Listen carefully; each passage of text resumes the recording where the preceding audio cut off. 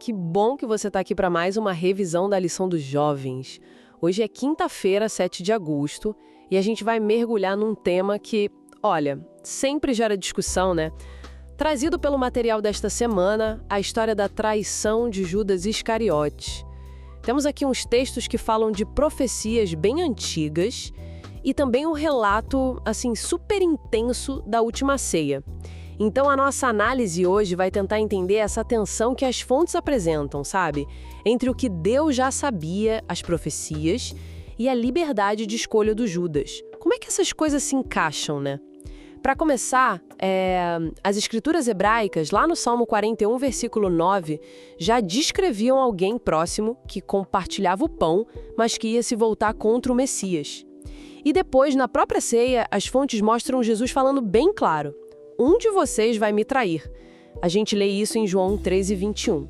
Isso soa quase como, sei lá, um destino traçado, né? Como que o material que a gente tem aqui lida com essa aparente contradição com a ideia de escolha pessoal? Cidade não.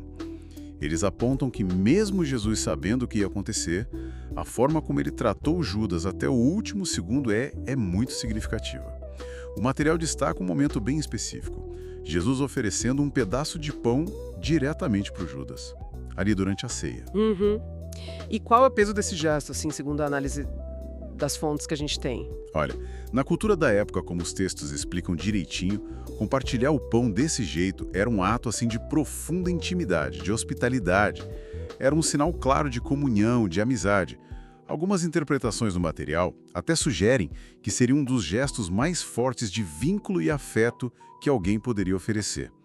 É quase como dizer: olha, você ainda é um dos meus, te considero um amigo. Ah, entendi.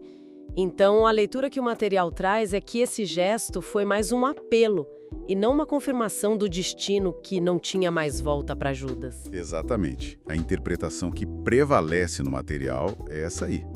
Não foi uma aceitação passiva da traição, sabe? Mas sim um último convite, cheio de amor, ao arrependimento. Uma chance para o Judas repensar o caminho que ele estava tomando. O material até faz uma comparação interessante com a pregação de Jonas, lá em Nínive. A profecia da destruição veio, sim, mas carregava junto a possibilidade de mudanças se houvesse arrependimento. E foi o que aconteceu, né? Interessante essa comparação. E tem mais algum detalhe nos textos que reforça essa ideia da escolha, da possibilidade de escolha até o fim? Tem sim.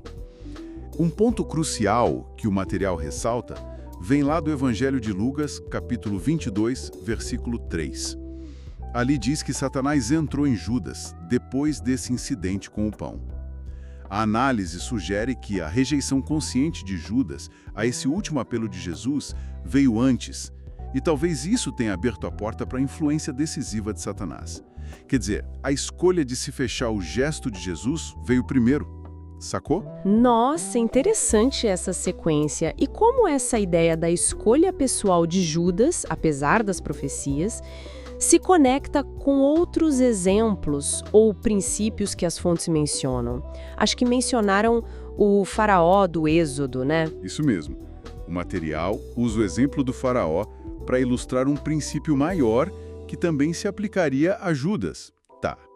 Argumenta-se que o fato de Deus saber o que o faraó faria não o forçou a endurecer o coração.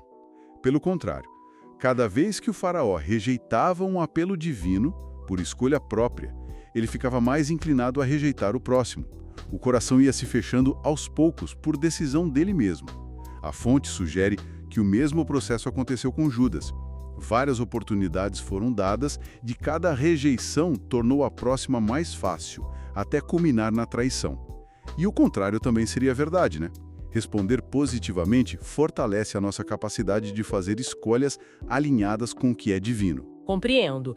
Então, a linha principal de argumento que a gente encontra nos materiais é que, apesar de tudo que foi previsto e do conhecimento de Deus, a responsabilidade final pela traição caiu sobre as escolhas de Judas. A liberdade dele de decidir não foi anulada. Exato. A perspectiva apresentada é que a onisciência divina e a liberdade humana coexistem. embora a forma exata como isso interaja seja um mistério profundo para nós, né? O conhecimento de Deus não elimina a nossa agência, a nossa responsabilidade pelas nossas ações. Judas, segundo essa leitura, foi o agente ativo da própria queda. Isso nos leva àquela reflexão que o material propõe lá na seção Pense, né?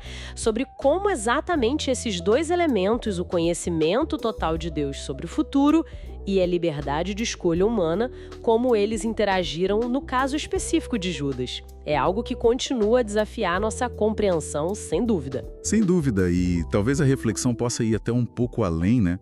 Se cada escolha que a gente faz, por menor que pareça, nos inclina para escolhas futuras parecidas, como será que esse princípio funciona no nosso dia a dia? A gente está atento às pequenas rejeições ou aceitações que vão moldando nosso caráter, nosso destino a cada momento? Fica essa provocação para a gente pensar sobre a importância e o peso de cada decisão nossa.